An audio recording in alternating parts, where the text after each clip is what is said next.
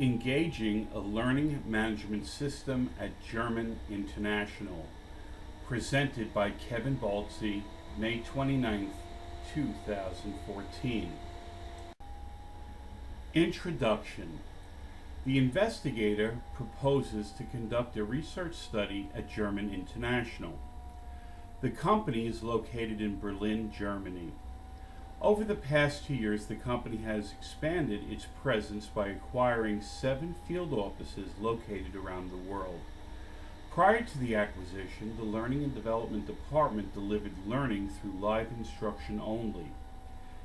This model became impractical and expensive once the new sites came online. Area of focus. The purpose of this study is to examine learning transference when live classroom instruction is compared to e-learning. Although transference, whether through live instruction or online, is the cornerstone of organizational learning, in this instance, it is critical because in addition to the soft skill development of the company's employees, the nature of the industry this enterprise services, there is strict adherence to the ever-changing domestic and international regulations. This makes the need for learning mandatory. Research questions. Number 1. How can the difference between the level of learning and knowledge transference when e-learning and traditional classroom delivery are measured? Number 2. What are the benefits of each that make one or the other a better driver for knowledge transference? Number 3.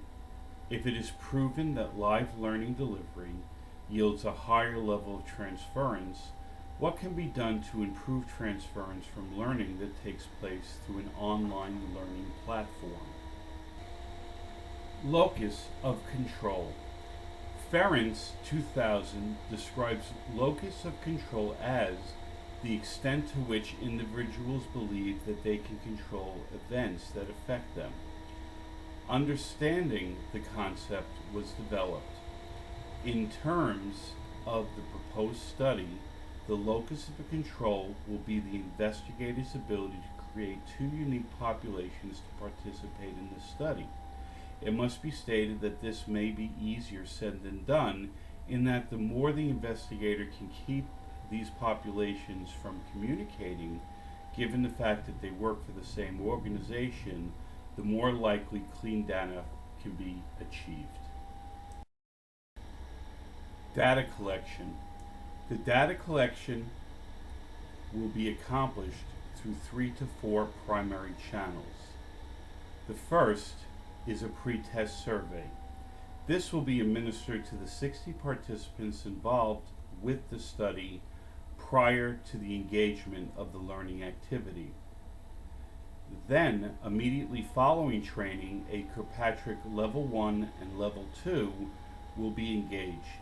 The investigator will use the Kirkpatrick format of evaluation for both this level of measurement and the collection of data that measures transference, which is a Level 3.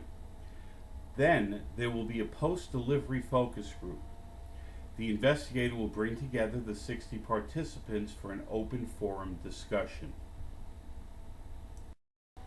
Ethics. There are a number of ethical issues which the investigator will have to consider in moving forward with the study. The paramount issue pertaining to ethics and this study is that the study site would like the findings to affirm that e-learning and/or blended learning is a viable solution because the alternative, the current model, which is classroom instruction, would be too expensive to deliver in the countries where the company now has offices. The second potential ethical issue is that of manipulation.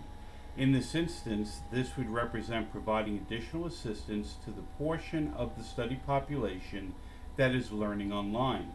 By doing so, the investigator can provide additional tools that will drive learning transfer.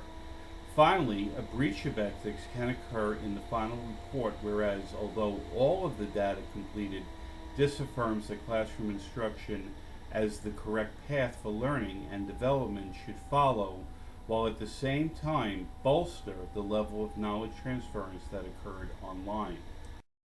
Reflective stance. In engaging the proposed study, the investigator seeks to identify the current state of learning and learning transference, and then, in a post-study environment, compare if a change has occurred and to what extent. The reflective practice will examine this data in terms of comparing and contrasting the level of learning transference when live instruction is compared to e-learning. Action. The action that the investigator hopes to achieve is the incorporation of e-learning as a solution to the problem the research site is currently addressing. In this instance, the issue resides in the fact that the research site has always used live instruction as a means by which technical and soft skills training opportunities were delivered. However, the acquisition of the offshore sites, the company seeks a teaching and learning alternative that is both practical and cost effective. The action data connection. For this study, the action data connection resides in presenting the participants with a series of opportunities that are designed to identify a general feeling on both live and e-learning. The quality of the learning opportunities, whether each learning opportunity was presented in a way that yielded the maximum level of knowledge transference, and ultimately if e-learning is a viable solution to meet the learning needs of the organization. These connections will seek to answer the research questions that were posed for this study. Conclusion. The proposed study centers on whether knowledge transference is achieved at the same or greater level than instruction that occurs in a traditional classroom setting. There are ethical concerns in that the company's leadership hopes that the data and the final report supports the investigator's hypothesis that e-learning has the potential of yielding equal or greater transference results when the same learning opportunities presented to both in-class and e-learning students.